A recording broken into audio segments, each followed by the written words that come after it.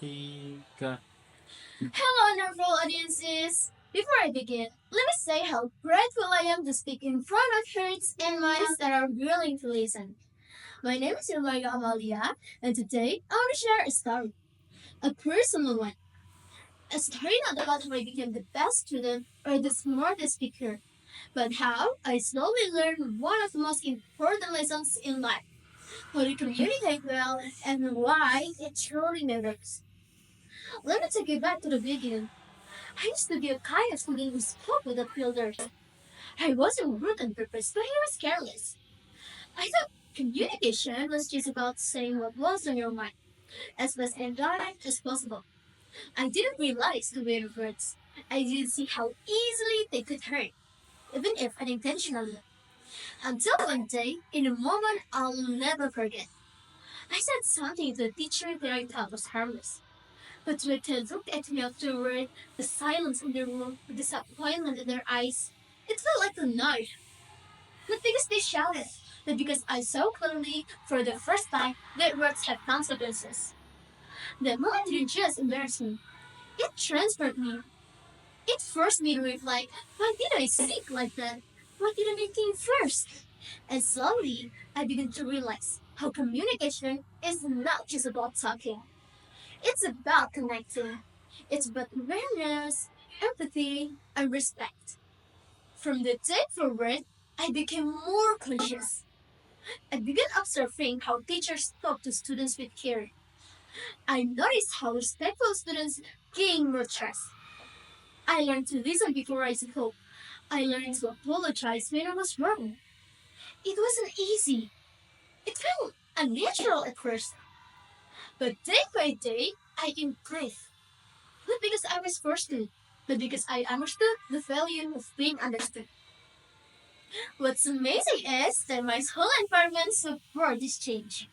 Here, I was not just learning math and science. I was learning to be a communicator through discussions, class projects, student leadership, and presentations. I practiced, I stumbled, I tried again, and with every conversation, I grew. Not just academically, but emotionally. I realized something that I think many people overlook. Communication is a soft skill, but it affects everything in life. In fact, the more I observe the world around me, the more I do. Many of life's biggest problems come from bad communication. Let me give you an example from real life. In my city, Pumalang, Central Java, the divorce rate is rising. Families are falling apart. At first, I thought maybe it's about money, or betrayal, or stress. But the more I read, the more I observed, the more I listened, the more I became convinced. Poor communication lies at the heart of most broken relationships. People who don't know how to express feelings, people who never learn without interrupting, people who only speak to defend, not to understand. And I began to think, what if these people were taught from an early age how to communicate with empathy and clarity? What if they weren't just not as adults in crisis, but as students in school? I believe we will see a different world. We will see fewer broken homes, fewer misunderstandings between parents and children, fewer arguments that leave scars, and instead, we would see more young people who grow up emotionally intelligent, capable of resolving conflict, asking for help, expressing love, setting boundaries, and building peace in their homes. And that's why I strongly believe that education must include communication skill as a core priority. Not an extra, not a luxury, but a foundation. Because this is not just about school success, this is about life success.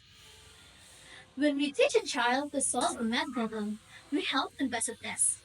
But when we teach a child to speak with kindness and clarity, we help them build life. But that's what I experienced myself, and that's what I wish for every student. A change to learn the art of speaking, not just to impress others, but to connect with others. A change to find their voice, not just to win arguments, but to build relationships. A chance to understand that communication is not just a skill, it is a lifeline. So, to all students, teachers, and everyone there, let us value communication as much as we value science. Let us teach it with intention. Let us practice it with passion. Because in a world full of noise, it's not a lot of voice that matters. It's the voice that knows how to reach the heart. I'm Irma, Amalia. It's been an honor to speak and bigger honor to be listened to. Thank you.